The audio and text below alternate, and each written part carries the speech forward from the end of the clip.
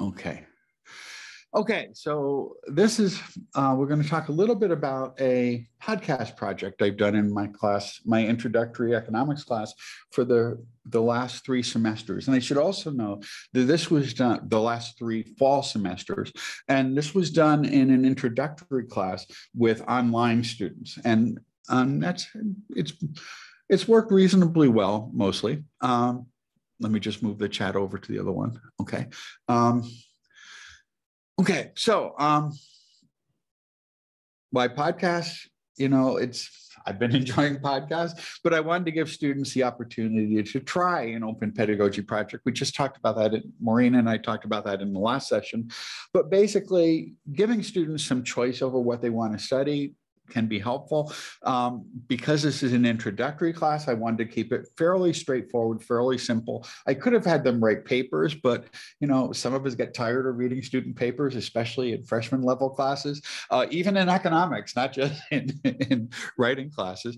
But it also gives students a chance to make some connections. And what I did basically is I came up, we'll talk about this in more detail in just a minute, but I'd give them a list of topics that we were covering. They each were responsible for working on 2 podcasts. There was a list of topics that they were learning about for the first half and another list in the second half. And they could pick any one of those topics and then try to make connections between the theory they were learning about and what they were observing in the world, in their own lives, or in other people's experiences, or what they were reading about in other classes and so forth. So it gave them a chance to make some connections to the real world that perhaps might not have been as realistic to them if I just told them about that, or if they didn't have the same type of chance to express it in their own words. This is an example of an open pedagogy project or a non-disposable assignment where students are creating something that will last beyond the class, that it has some value and it can be shared by the students later on. And it's a form of authentic assessment because they're actually making connections to real world things and using the theory they're learning to try to explain the world around them, which is exactly what you want people to be able to leave the class doing. And it tended to be fun. They were really apprehensive at first, but generally they moved along pretty nicely with it and bought into it. And in fact, in the evaluations, it's something that they generally said they appreciated the most about the course. The students were put in groups of 2 or 3. The first time I did this, I let them do it in groups of 1. And when you have 40 to 45 students and they each record 2 podcasts and some of them became 20-minute podcasts, it became just a little bit too much. Plus, they weren't interacting in the same way I was hoping for them to do. So I've now required them, unless there's some compelling reason why they can't, and there's always 1 to 3 students who can't make connections with other students because of work schedules or other factors, that generally they worked in groups of 2 or 3 students. There were two projects. They were applying, as I said, course concepts. And to help ease, because I knew there was going to be a little bit of concern with students about the first time I did it, I asked them, well, actually each time I asked them, what are your concerns about this project? And what they almost always said was 2 things. They didn't know if they knew how to do it, that they never recorded audio and shared it. The other that they generally said is they don't like hearing their own voice. And, I responded to both of those by saying, people always have this second problem. The technology concerns we'll deal with. I'll give you some resources to help you get by those. And it's not really going to be that difficult. You have the equipment you need to do that, most likely in your pockets, or, you're carrying it around with you. And whether you may not like hearing your own voice, that's the voice that everyone else hears. And, you have to deal with the fact that if you find your voice offensive, it's probably not likely that other people will have that same reaction because they talk to you and that's the voice they're used to hearing. So, it's probably good to get past that. So what I did is I provided instructions, and I'll share those at the end of this, for recording on mobile devices or laptops. And pretty much any laptop has a microphone, and that's really all you need. And mobile devices have lots of recording apps. And when they're working in groups, they generally use Zoom to actually record. And it was pretty easy for them to do, especially when they all had their own their own Zoom accounts now. So the initial assignment I used to help get them past that initial concern was I asked them to listen to a podcast. I gave them links to some short ones. Planet Money podcasts are always under 10 minutes. Planet Money Indicator, they're economics related. They're NPR podcasts that talk about issues in economics. And Planet Money Indicator could be up to 20, 25 minutes. I told them if they wanted to, they could, double the speed or turn it up to 1.5 speed if they didn't want to spend too much time. But to listen to a podcast, or Freakonomics ones, which are longer, but they often found really interesting, and then record a 2 to 5 minute audio response to that, just saying how they found the argument. Did you find the arguments compelling? Did it relate to something that you've already learned or that you studied in a prior class? And then I had them record it and submitted it to a Dropbox. And it was just basically a Dropbox in Blackboard, but I could have used a Google Drive. And for much of what I was doing later, I did use Google Drive, and I'll explain why as we get to that. And once they saw how easy it was to use their mobile phone or their laptop to record something, to take the file and then upload it, they became much more relaxed about the whole thing. So I gave them this list of topics, but I created a discussion forum, since this was an online class, where they could pair up with other students to create it, where someone would say, I'm thinking about doing a project on this topic. Would anyone else be interested?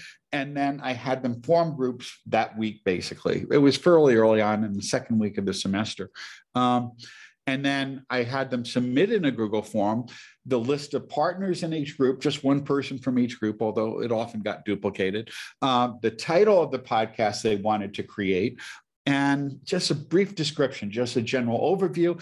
And then I gave them some feedback on whether I thought that might be feasible, whether it might be challenging, whether perhaps they might want to narrow it down a little bit, or the type of thing you'd normally do to help them get to a more focused topic. Then in the next stage, based on the feedback I gave them, I had them, they met in Zoom, and they jointly put together, they didn't always meet synchronously, but most of them did. They put together either a detailed outline listing the arguments they wanted to use, or a script.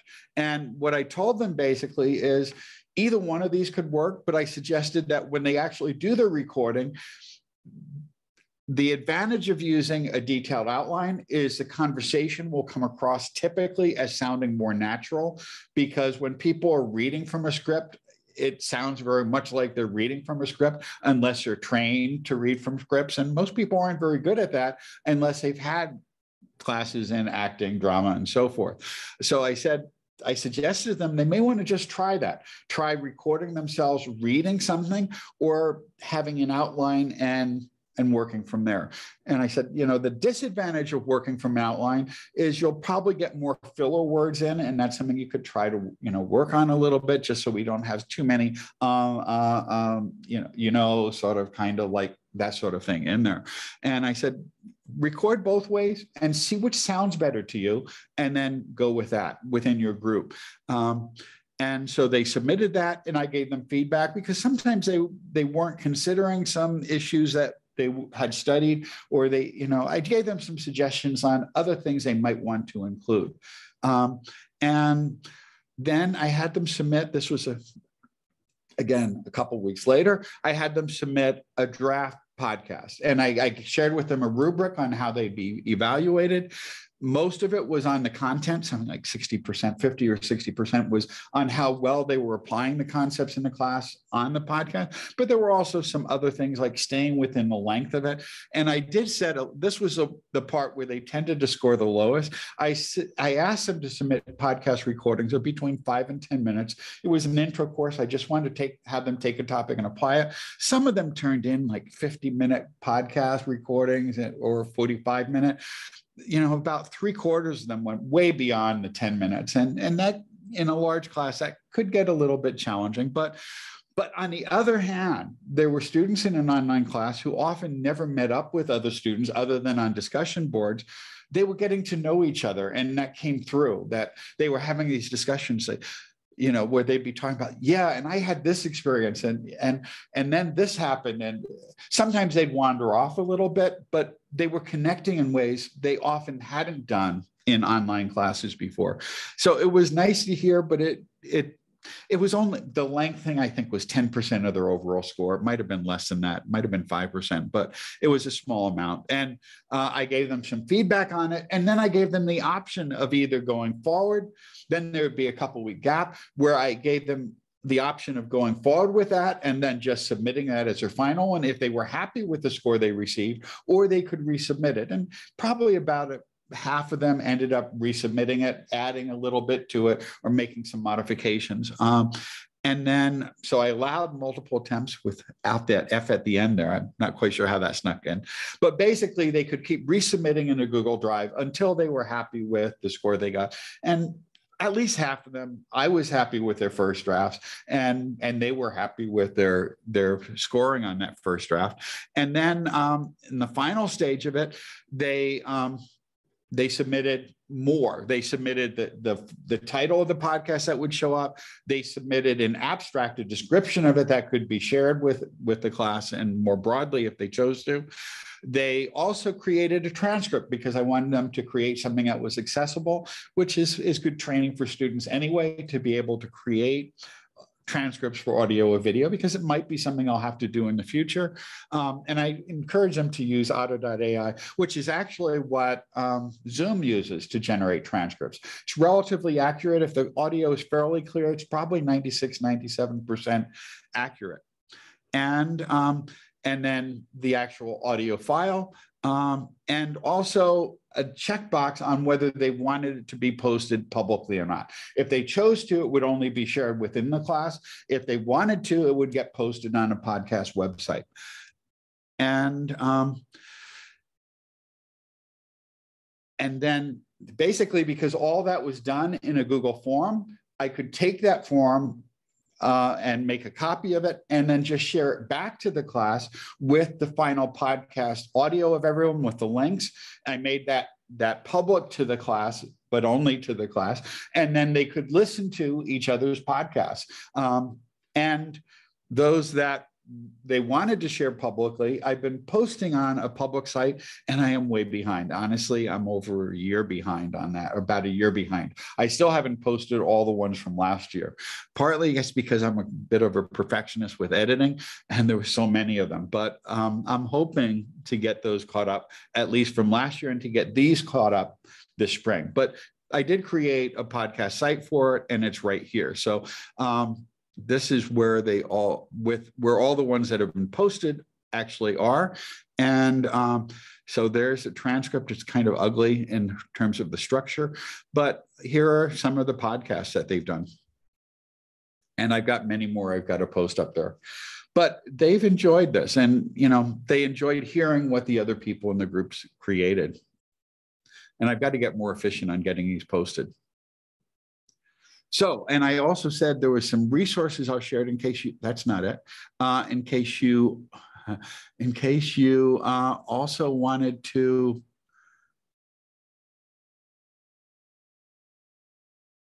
here are the resources, let me see. So let me just share this URL, which has, well, that's the slides. Come on, where'd that go? Here we go. The podcast. Sorry. One more time. I'm going to take this and copy this and put it in the chat.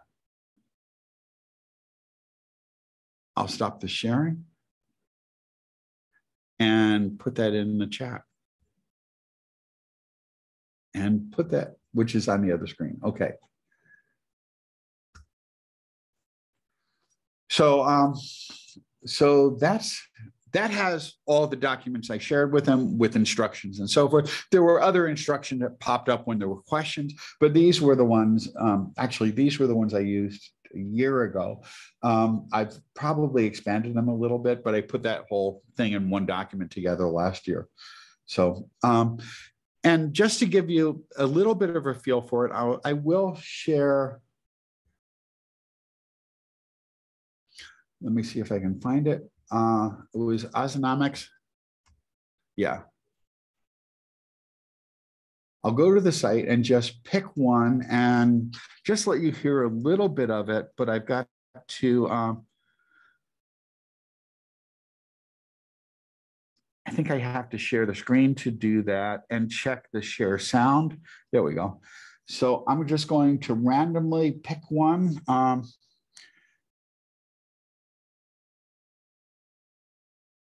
Okay, this is one I think from last year that I just posted.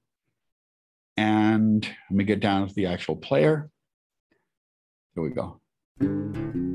Hey everyone, welcome to Ozonomics, a podcast created for and by students in introductory economics classes at SUNY Oswego. In this series, we'll have discussions about various economic principles and how they apply to our day-to-day lives. Are you ready? Let's go!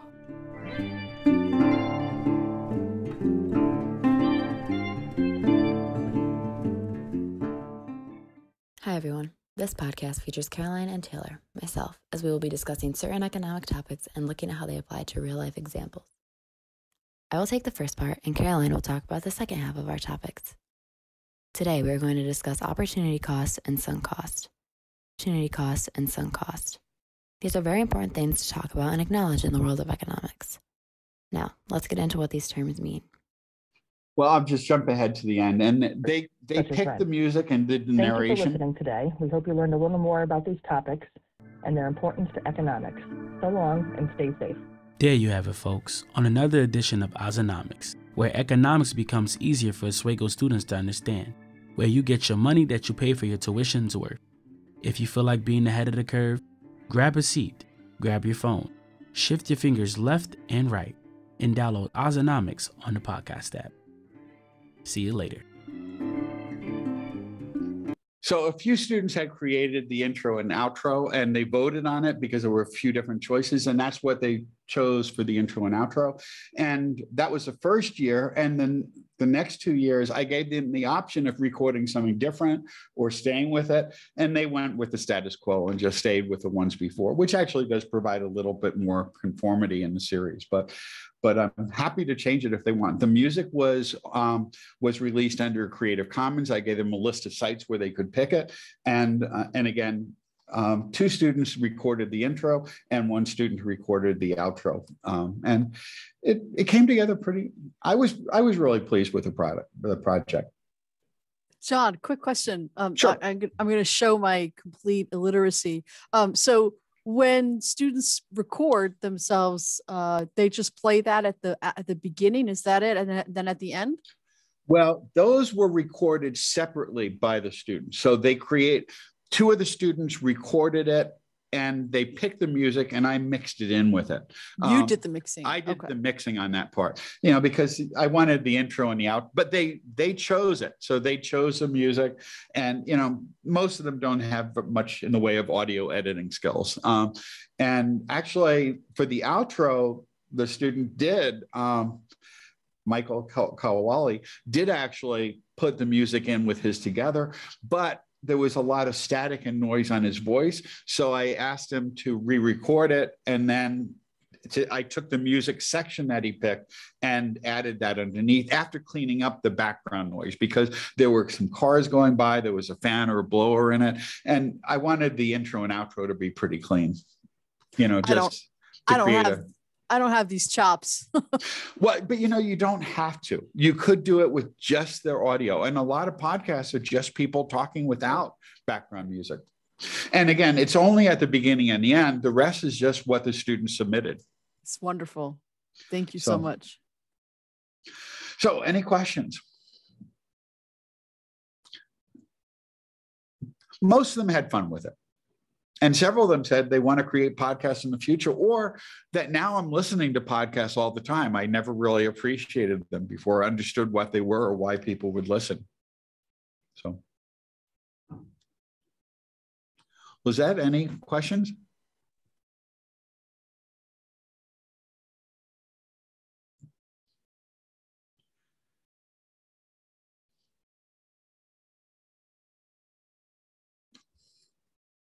Okay, well, it's been something I've enjoyed, and for the most part, the students have too.